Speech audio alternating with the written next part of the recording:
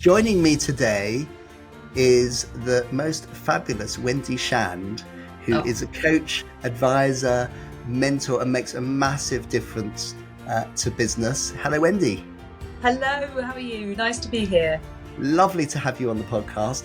We're really fascinated to learn about your business story, what you do, and how you got to do what you're doing now.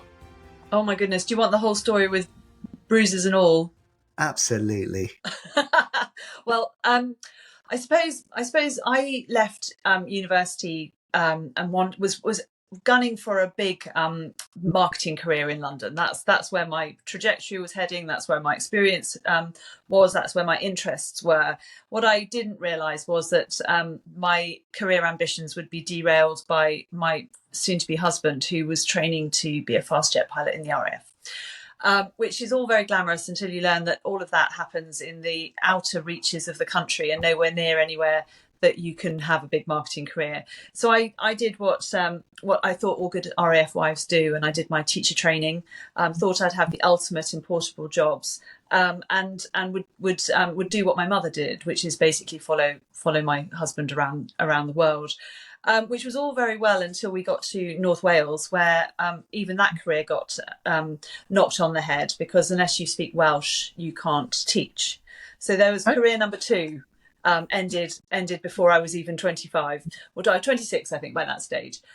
We by that time we had two small children, and I was sitting on Anglesey, being a stay-at-home mum, wondering what to do with myself in a pretty windswept. It's quite barren. It's a really tough environment to be in.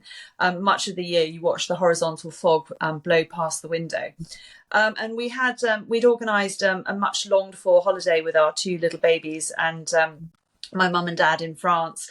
And we rented a villa, which I thought would be perfect for our stage of life, with these two babies and all the paraphernalia that comes with them.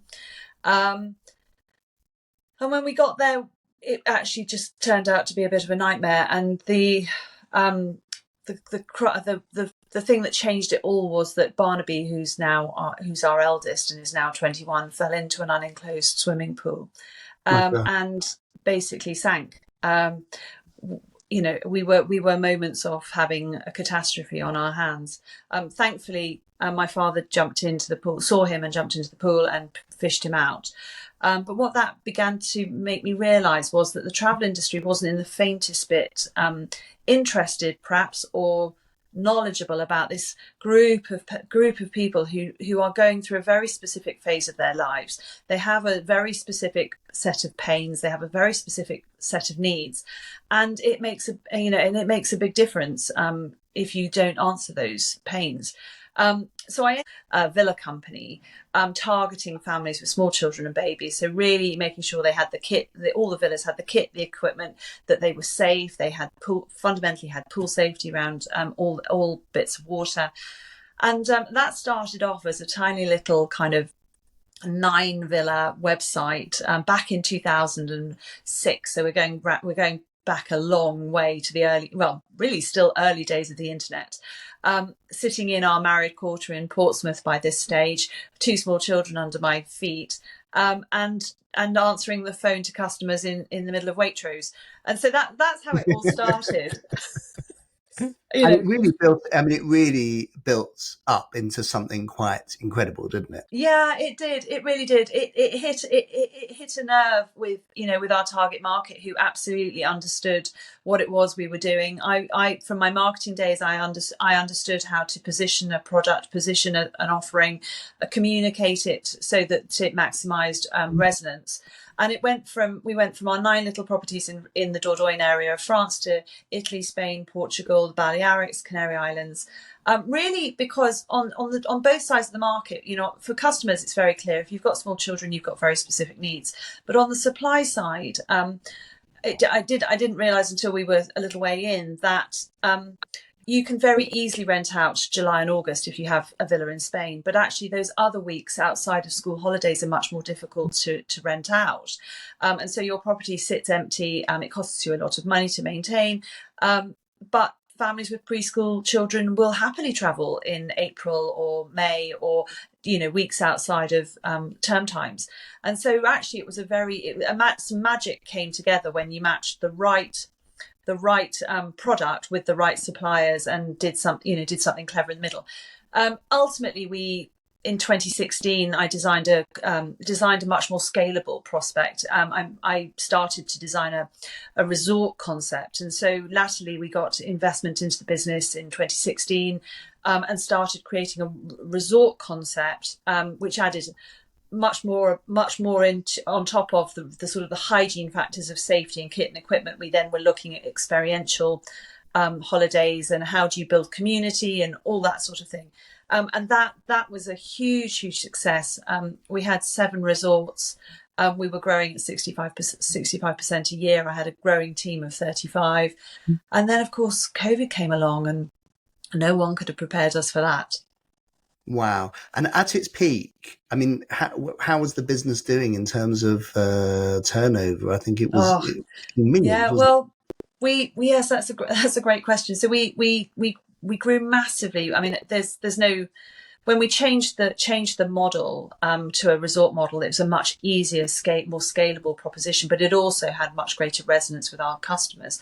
And so we really began to see massive strides in the KPIs, the margin, the lifetime value, the cost of acquisition. All of those elements became much better, but also our customers really loved it, and they were coming back and they were booking more holidays and they were talking to their friends. So all of that sort of virality began to really play as well, which was what the 65% growth was about. Our NPS was way up, and we bashed through smashed through the 10 million revenue point, which is very rare. I know now that only 4% of businesses get above 1 million, and less than 1% of businesses get beyond 10. So, which is why I'm interested in that 1 to 10 region, because I think there's if businesses get a much more support, then we'll get more businesses scaling, which means more jobs, which is better for our economy, and all of so on and so forth. And that's the area that really you coach and you add value to, and you mentor CEOs, and that's very much your business now.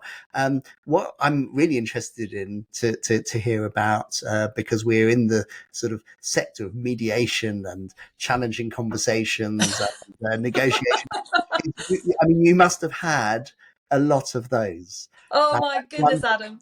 If you want to know about crisis and difficult conversations, come straight into travel. travel lurches. I'd really be interested to know what lessons you learnt really from perhaps having to confront some tough conversations. The pandemic came along and effectively your business stopped. Is that right? Yeah, I mean, it wiped us out. It absolutely cut us off at the knees. I think the businesses that had steadily done what they'd always done for a very long time had a better chance of surviving because they had more retained profits. We'd done a lot of innovation. We'd done an enormous amount of growth. We were just about to sign our second round of investment. In fact, around March the 20th, we were due to sign. 2020, we were due to sign heads of terms for the second round of investment. So that would have fanned our resorts out across Europe. So that would have been, if the pandemic hadn't come, I mean, I think we would be conservatively looking at a 50 million revenue business, I think. Wow. So it was. There's a lot of thinking and introspection and resilience that comes in there.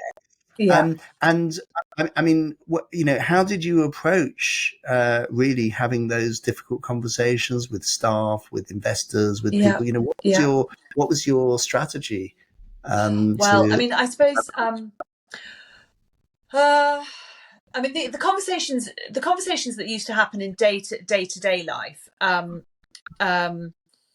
So, in travel, you are forever dealing with a crisis. You're forever dealing with, from locust infestations to, issues with a sun umbrella through to wildfires and earthquakes. Everything happens in travel. Strikes, people lose their passports. You're dealing with very heightened emotions because people have, these are big ticket items. People are definitely wanting to, have there's high expectation around these holidays, and we found that there was a particular pinch point around the last holiday that mum is on maternity leave before she goes back to work. Right. So, you know, You're never going to get particular. that again. Pardon? You're never going to get that moment back again. These are once in a lifetime moments, and it's all down to Exactly. you to resolve. So, how did you approach Did you have a strategy for dealing with challenging conversations?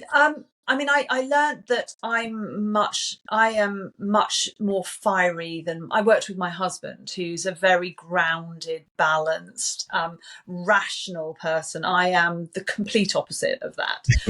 I like to get things done quickly. I'm a big picture thinker. I'm probably very in touch with my emotions. So I think one of the starting points was we personality profiled everybody in the office, and that took a lot of the sting out of many of the conversations that could have come up, because we were being very deliberate and intentional in our recruitment. So we knew what personality profiles we were looking for in the first place. I mean, a lot of issues in business come around the people you hire and those tricky conversations. So latterly, we got really, really deliberate in our recruitment process to make sure that we were recruiting the right people with the right values and the right personality traits for particular roles. So to try and minimise. Give us an example of what that might look like. I mean, what would be a personality trait that might be somebody you'd say, okay, that's a good person to put on the phone and set the scene that way? Yeah, well, so I mean, so a personality profiling tool that we used was one called Talent Dynamics. That's since been replaced by Contribution Compass, which is one that you know really well. I think so. We would look at the role. So, say for example, a salesperson is very different from a customer service person. A salesperson needs to be high energy. They need to be driven in a different way to a salesperson. To a customer service person. So I would be looking for customer service, who are the people who end up on the rough side of issues. They are the people who really care about customer service. They really care about living by our promises. They reply to people on time. You know, they have all those very grounded personality traits. I mean, and those types of people are very much better at dealing with a conflict about a parasol. I mean, one of the lasting memories I have is of a owner who came to us and said, your guests have just broken our sun parasol, and who's to say? I mean, how do I know, sitting here in England, what really happened with the sun, with this parasol, which is probably €50 worth of cost? How am I to know? And you end up trying to mediate a situation where you just don't have enough data, you don't have enough information. No. And people can really quite heated about the smallest things. So sometimes we would make a commercial judgment just to solve the problem and take the issue, which is about, right, okay, I'm going to give you, in order to just calm this, I'm going to give you €50 or 50% of that to just sort the issue and make it go away. I don't, right. What I didn't want to do, what was a lose-lose situation, was to upset the owner, the villa owner, and upset the client, because these clients are really valuable. We spend a lot of money in cost of acquisition to acquire them, and what we want them to do is come back and have another holiday and another holiday and another holiday. So what we want to do is really minimize and take the sting out of it. And so I'm looking for people who can very empathetically and very kindly and very patiently work through an issue to come to a win-win situation. Sometimes that's not possible. I mean, during COVID, a perfect example. I mean, in COVID, in the COVID era, there were no winners in travel. I wasn't a winner. My suppliers weren't winners. My customers weren't winners. There was no winners. But we did our best. We were spending £30,000 a month on the customer service effort to try and drive as balanced a road through this, turmoil, really. And one particularly upset client decided that our customer service effort was not enough. Well, it was never going to be enough because, as I said, there were no winners. And I woke up one morning and he had trolled all my Instagram posts. He had messaged people on my people I am friended with on Instagram, and messaged them to tell them how dreadful I was and how I was stealing and how I was all this, that, and the other. And then in the final flourish, he messaged my children on Instagram and said, Oh my gosh. you lot will have what's coming to you. You know, you're Oh fundamentally dishonest people, which couldn't have been further from the truth. You know, really and truly, couldn't have been further from the truth. You're not going to find anybody with as higher integrity as me, but even my husband has an even higher integrity than I do.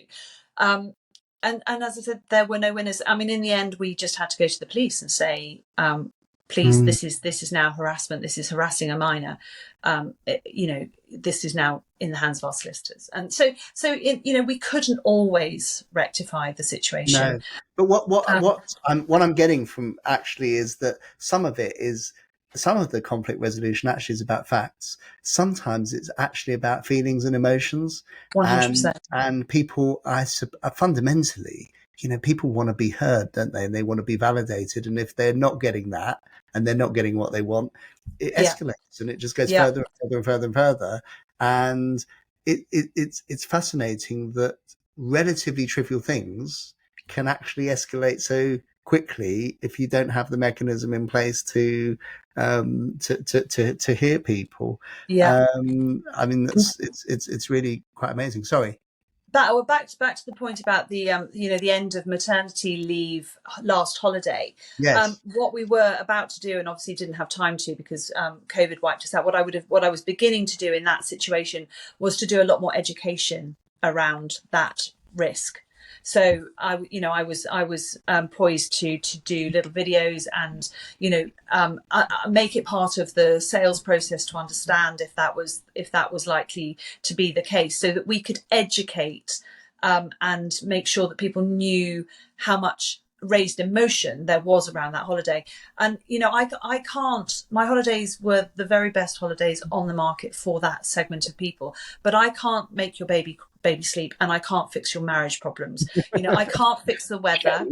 I know. If you could have added that, if you could give you a guarantee of marital harmony, honestly, and sleeping babies.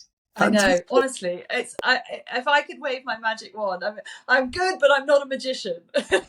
So, I mean, I was just really trying to sort of work out how, where we had pinch points in the business, how can we go back a few steps to the real issue, and put mediations in place to stop the problem happening in the first place. Certainly, that was definitely my approach with my team. The first thing I had to do with my team was to understand that they needed to be led in a different way to how I wanted to be led. So back to personality profiling. I mean, I'm a free spirit. I don't like rules. I don't like anyone to tell me what to do. And so I thought my team, by extension, would really value. It's not all of that, but some elements of that approach. Actually, that's completely not the case. I'm the outlier, and people. What I found from my team was they wanted to know, how do they do this? How do they do it well here? What is the framework? What are the boundaries? And how tell them what the expectations were. And it took me really until our first round of investment to realize that I needed to fundamentally change my leadership approach and lead how they needed me to lead, not lead how I wanted to be led. And it's fascinating because what's coming out of the conversation is personality, and profile is so important in all these conversations, because if you put the wrong sort of energy or the wrong sort of premise of the conversation or wrong assumptions in at the beginning, it's just not going to work. Things are not going to work. People are not going to hear probably the message that you want to say, and sometimes they need to hear it in the way that they need to hear that. And I think in mediation practice, framing is so important, as well as understanding personalities. But I'm fascinated in this theme that comes out across all businesses and all conflict, which is that most of negotiation actually is about personality and Yeah. emotion. And only a small proportion is to do with the facts, which is why, That's so interesting. as a lawyer with with Yeah. experience, we're all trained principled negotiation, and you have to do this and find out what people. Sometimes it's nothing to do with that. It's about how. Often, actually, mostly, it's nothing to do with that. It's about how people feel, whether they've been heard, what sort of personality Yeah. they're dealing with. And I suppose another thing that you've mentioned, which I find fascinating, is you mentioned the profiling and also culture. You explained that Yes. you put in a certain culture, and I wonder whether you have insights into the effect on workplace culture, and the role of leadership in that, and how that affects sort of harmony in the Mm-hmm. working environment. Well, I mean, yeah, absolutely. I mean, so prior to the investment in 2016, we'd been a very small team, and we had just. I mean, when you're under 10 people, you know everything you're doing is organic. You know, you don't have to start talking openly about values because it's just organic. Everybody People can just get feel it. the I mean, you've got the right people in place, and they just yeah. understand, and you don't They have to be just explicit understand. about it. Exactly. Mm. But then when you start, particularly when something like an event happens where you've got a cash injection and you're growing fast and you're hiring fast, you've got to be very, very careful that the wheels don't come off the bus. And absolutely, I remember a situation very, very clearly. It was very emotional. We had a VAT inspection, so our accountant was working with us, and her daughter had very sadly died. I think she was 19 in her first year of university, and our amazing accountant came in on the day before her daughter's funeral to help us get through this tax inspection. So incredible values, incredible dedication to us and her work. By contrast, because we had hired quickly and we didn't have the framework in place, we had people behaving in the office really in a way that was not in line with Rob's values or my values.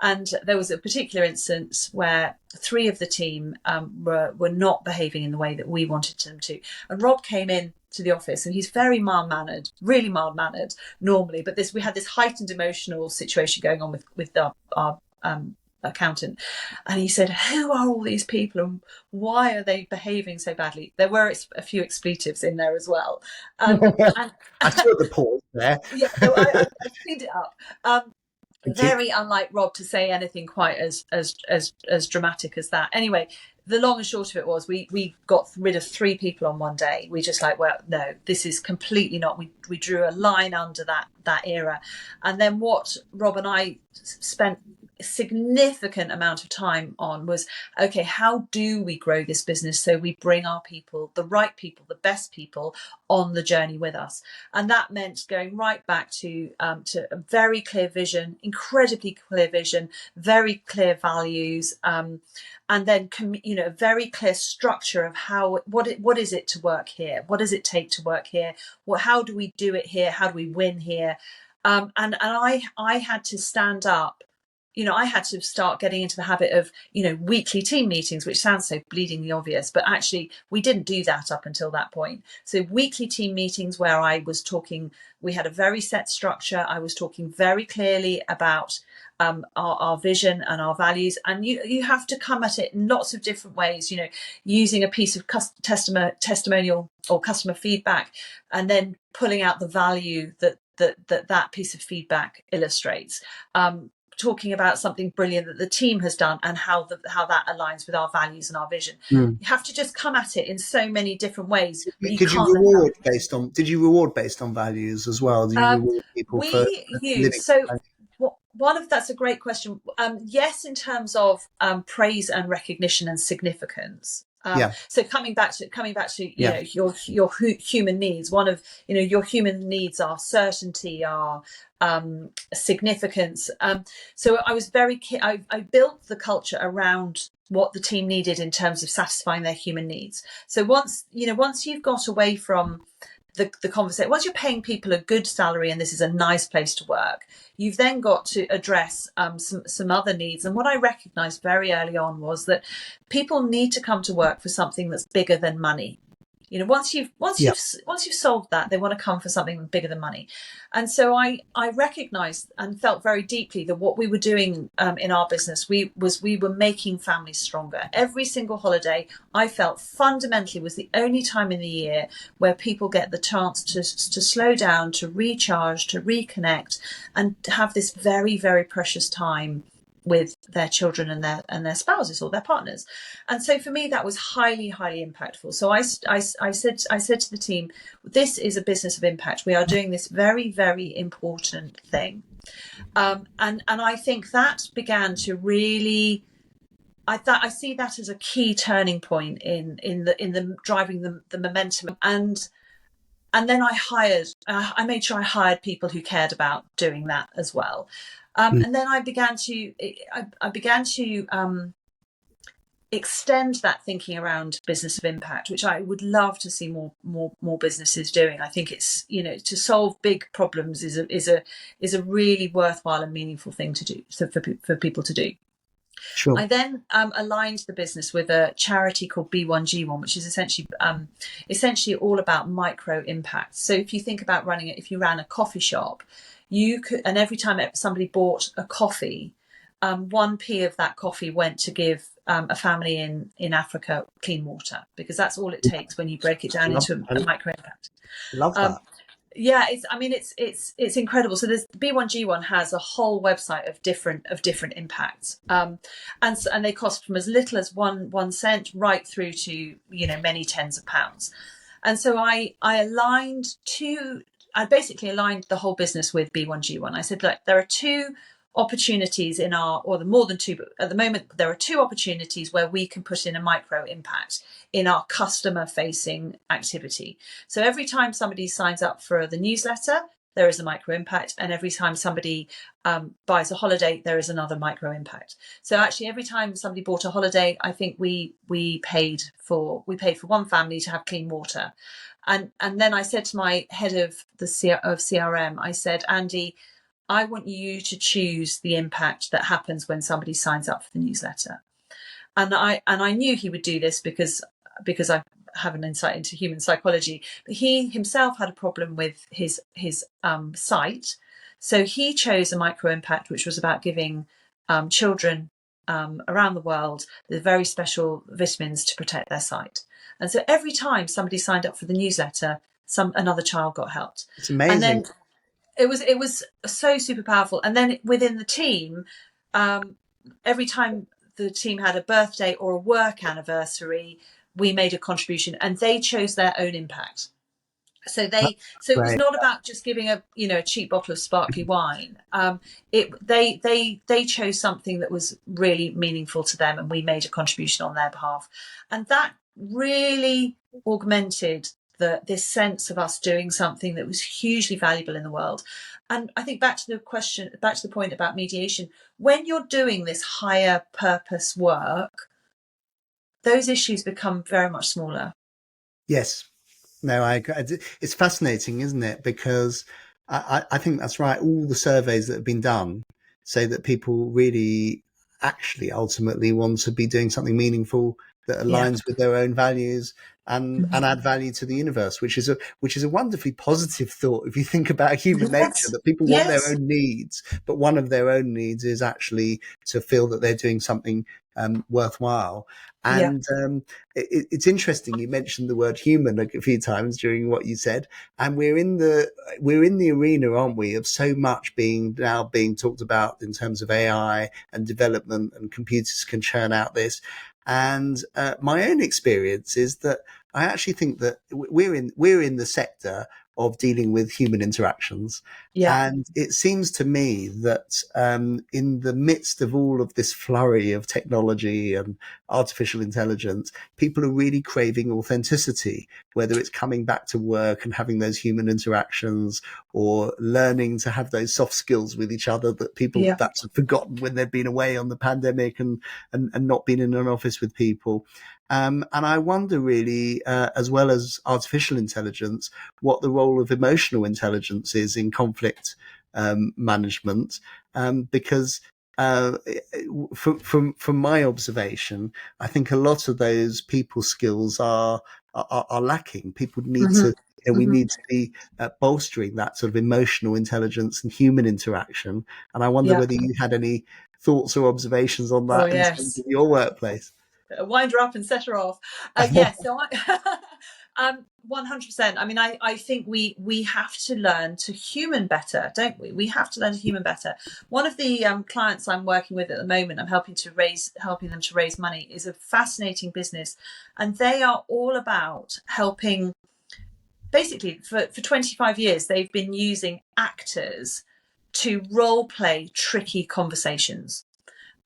And these are trained actors who are trained in a very special method that they've developed over all these years. And they've now turned that into an online platform. So if you are about to have a tricky conversation with either one of your direct reports or one of your line managers, you can now practice that conversation with a trained coach. It's brilliant, and it's the space that we're in through. I think we've spoken about this about Global Training Group. We have a subsidiary company that's doing that, and I think it's such important work because there's such a huge demand for it. I think such a huge demand. I'm speaking to Vice President HR for Capgemini, for example. When I ask her and her 350,000 people across the globe, what are the key problems that you are facing? It is all about emotional intelligence. It is all about human skills, about conflict resolution. How do I get people to have better conversations, healthier conversations, and to, particularly after COVID, to have a more human approach. And I think there's a number of ways to do that. I mean, I think we need to learn how to do it better. We need to be more conscious about it, but we also need to practice, and we need to be more self-aware. Back to this profiling. My husband, our marriage between me and my husband, our marriage improved significantly when we both understood each other's profiles better, our own and then each other's. My profile is all about wake up and have a big idea, and the poor man's not through the shower or had a coffee before I'm telling him what I think the next big thing should be, and his brain just triggers how questions. I'm a very strong what person. He's what I would call a very strong how person, and that just stresses him out. And he's saying his brain is more automatically triggering the million reasons why what I've just said won't work, which of course massively triggers me. And then I'm like, well, of course you're not going to support any of my ideas, that kind of thing. So, but then when we understood where we were where our profiles were, I go, well, makes perfect sense. And then I understand that I need to take an idea, I need to develop an idea much, much more before I go to him and say, right, I think this is what we need to do. I need to develop that idea much more. So it feels less like something I've just woken up to.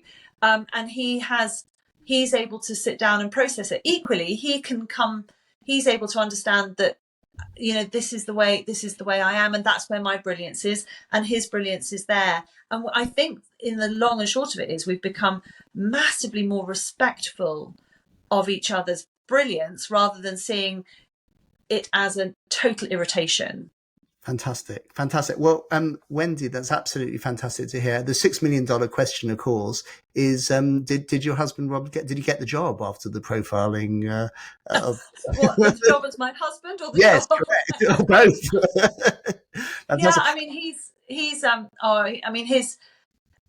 we both need each other in our lives. I create, he makes it happen. So we're a perfect match. Sounds like an absolutely formidable team. If you do need any mediation, you absolutely know where to come. I do. Wendy, it's been wonderful to speak to you. Thank you so much for coming on the podcast. We look forward to continuing a lot of these conversations, hopefully not difficult conversations, they're very easy conversations with you, but look forward to talking with you lots and maintaining that contact. I think that the work that you're doing is so valuable and really, really, really wonderful and lovely to have you on. Thank you so much. Thank you for having me. I'm really very, very grateful.